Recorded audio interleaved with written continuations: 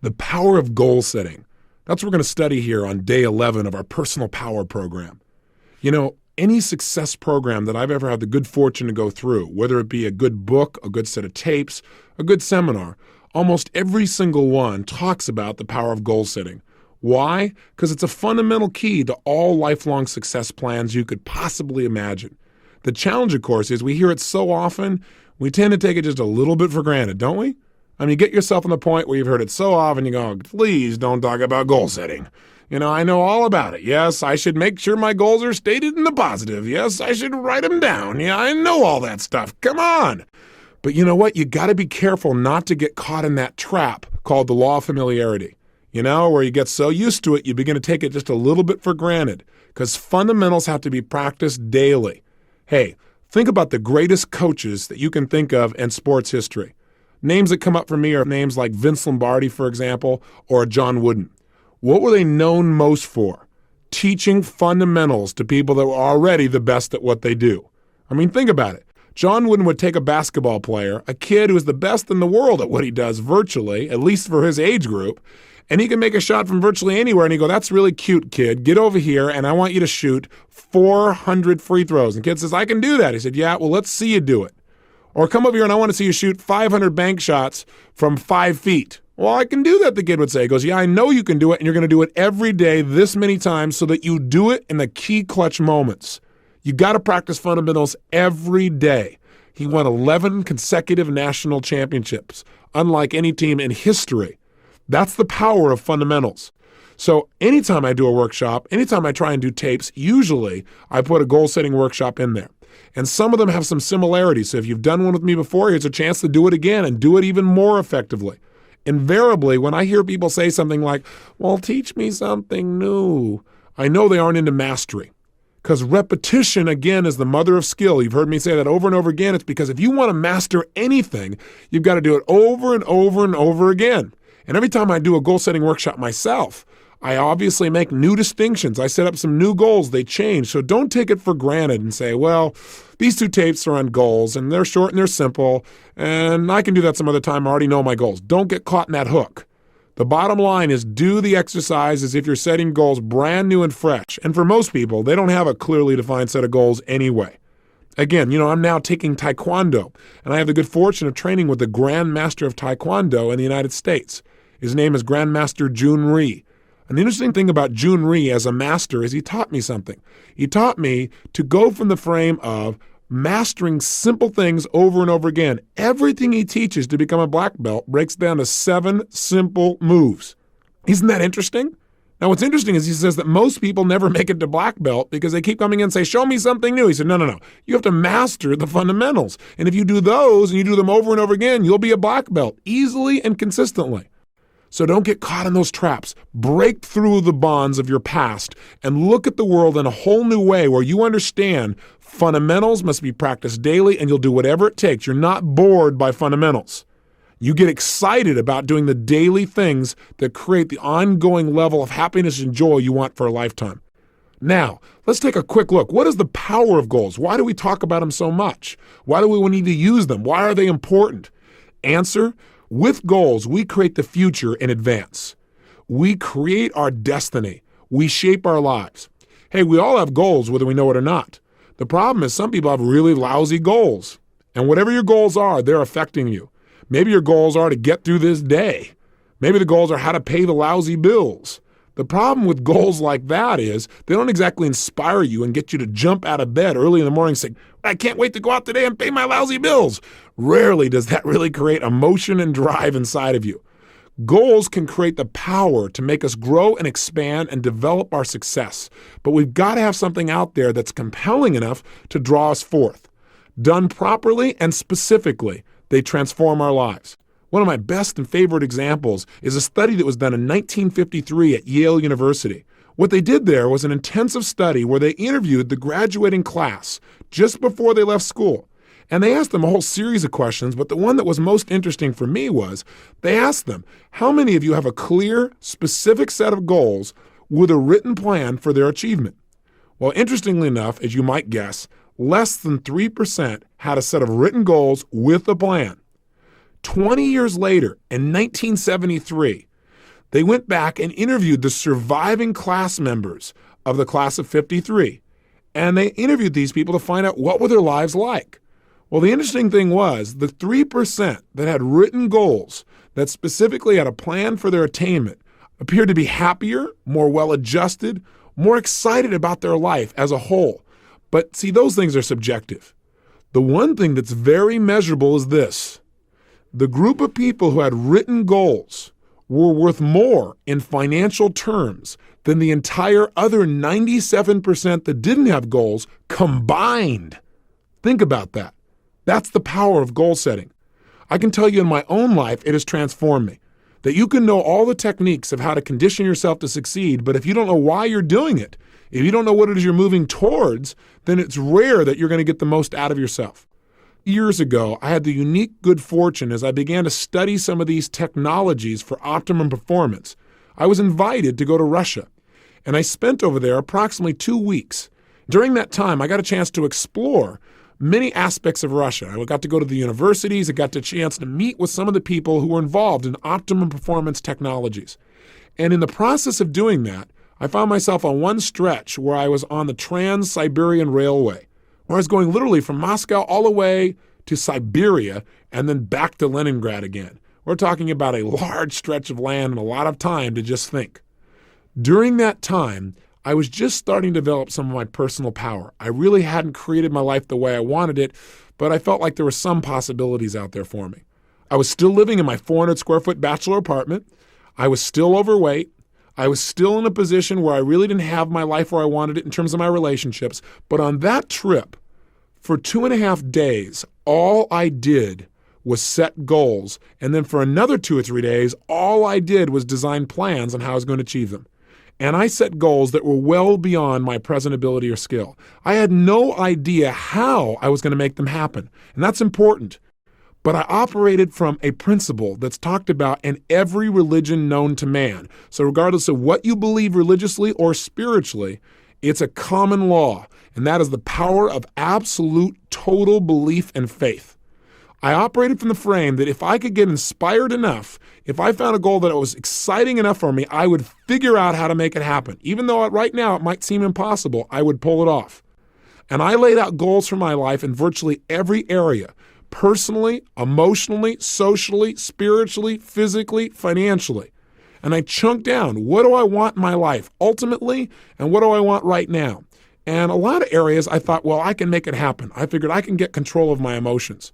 And so I set goals about how I wanted to be, how I wanted to communicate, how much joy I wanted to have, how much passion, how I want to live every single day, the kind of person I wanted to be as a human being. I described my relationships. I described the woman of my dreams in detail. I took 6 pages to describe exactly the kind of person, mentally, emotionally, socially, and spiritually I wanted in my life, and physically. Described her in detail. In addition, I described how I wanted my kids to be. I described everything. Now you might say, well, gosh, you're really creating a lot of limitations. I set goals and I look at them and then I review them and see if they still make sense to me. But I did it in detail. I also did it in the area of finances, and I set some pretty absurd goals. I decided I want to make $250,000 a year in personal income. At the time, I was making less than $3,000 a month. $3,000 was a good month. Guess what happened? I came back. I laid out this plan. In fact, I did the plan on the back of a map that I bought in Russia. I have it to this day where I broke down the whole thing. I show it oftentimes to people in my seminars so they get an idea of where I was and what I actually created just by designing the roadmaps necessary for success. I came back and began to implement it. A lot of my plans, I have to tell you, did not work out. But I achieved over 80% of my goals in less than 12 months. I mean, massive change. I went well beyond anything I dreamed of. I changed myself physically. I lost all the weight. I changed myself emotionally and developed the confidence that was necessary. I changed myself in my relationships massively. I attracted the woman of my dreams. I married her about a year after that. I had decided I wanted to have 4 kids. I got 3 instantly. What a deal. I was on a roll.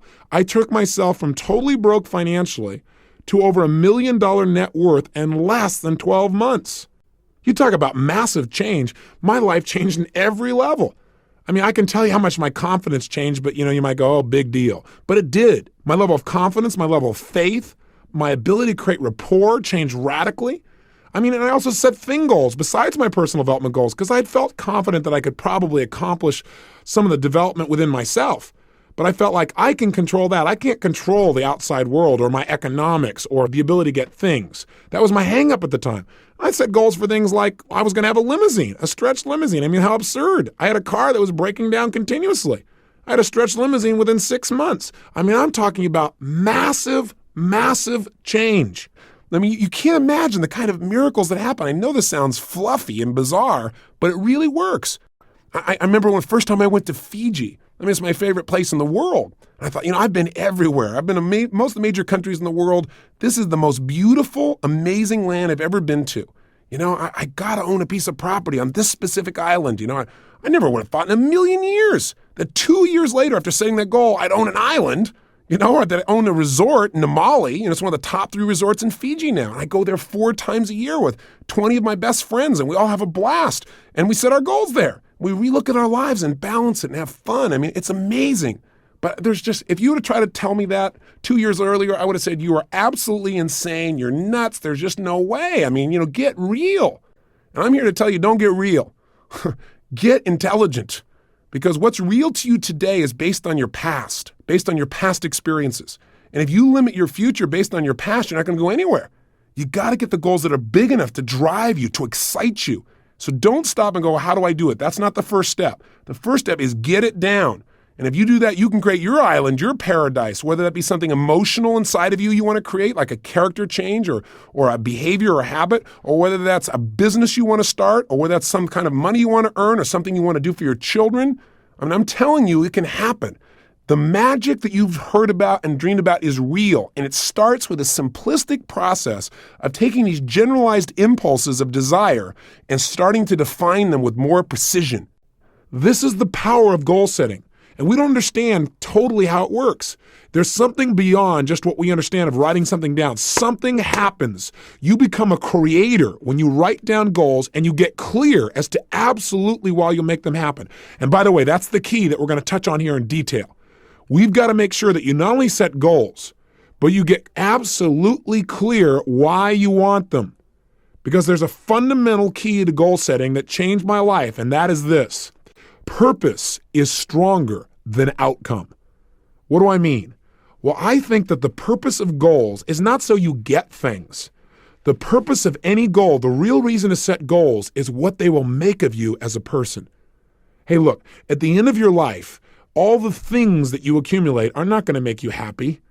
At the end of your life, all you're going to have is who you've become as a person, the moments you've created in your life that you'll never forget. So some people in life, they go out and set goals and they do it blindly. They say, these are all things I want to have in my life. And they focus, let's say, on things. And there's nothing wrong with focusing on things. I want you to have as many things as you want. That's part of life too. That's part of the manifestation process of creating results.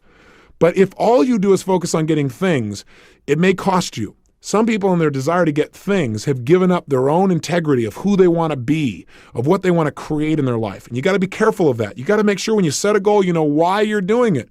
Hey, you might work real hard, for example, to do something thing-oriented. Let's say you want to make $1 million. But see, $1 million only motivates you so much. Becoming the kind of person who is able to manifest total abundance financially and physically for themselves and the people around them, that's rather exciting. Having the freedom that you think the money will give you, or having the ability to give, or having the ability to do things that you think that money will give you, or having more time, that'll motivate you a lot more than just the money. Does that make sense? The problem with setting goals is, one, most people take them for granted. They don't do it seriously and they don't do it consistently. They do it once a year, and they do it at New Year's. They run into the New Year syndrome. They set a goal and they don't even look at it till a year later and they go, oops, I kind of screwed up, and they set a new one. So they have no power. Secondly, they don't realize the power of goals. They take it lightly. They go, well, yeah, I got these goals, but they don't make sure that they get it inside their head where it's absolutely real for them. They don't realize that when they set a goal, they're now creating something in life. And finally, the biggest challenge, I think, is that these people don't know why they're going for their goals. So the object, the goal itself, yeah, they get enthusiastic for a while and then it dies out. Again, why is different for everyone, but you got to find out the reasons. I believe this. Reasons come first, answers come second. If you get a big enough reasons to do something, to accomplish something, you can figure out how to do it.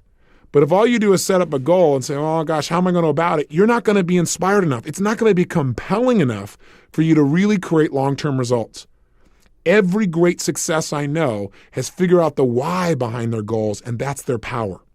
So in our process on the next tape tomorrow, when we do the goal-setting workshop itself, we're going to spend a good deal of time focusing on why do we want these goals after we've identified them, and secondly, how we're going to go about making it happen. But that's secondly. We're going to start from the frame that we can achieve anything as soon as we think of it. Somebody once pointed out to me a long time ago that desire in its Latin form means of the Father. Desire. I thought that's interesting. In other words, anything that I desire, that thought process has been given to me. And with the ability to have a goal, I believe instantly comes the ability to achieve it. That ability is built within us or we wouldn't have the desire in the first place. So come from that place and watch what you can do to create a new reality of success in your life. Now, I got a question for you. Do you know why goals really work? Well, there are lots of theories, but I'll tell you what a few of mine are. Number one, I believe that thoughts are things. That whatever we focus on consistently, we experience in our life. You and I know that's true from what we've talked about earlier in this tape. That if I pay attention to one area of my life and I focus on it, that's what's going to be real for me. That's what I'm going to feel. I also believe that whatever we focus on consistently, that our thoughts are things that as you think, so you create, so you manifest. So part of goal setting is just by having that focus, and again, having a consistent focus. You can't just set goals one time and then never look at them again and really expect long-term results. Although, hey, that's better than not having any target at all. At least your subconscious mind knows the general direction to move in. But the power is doing it consistently, reviewing them. But point number one is, I really believe that if you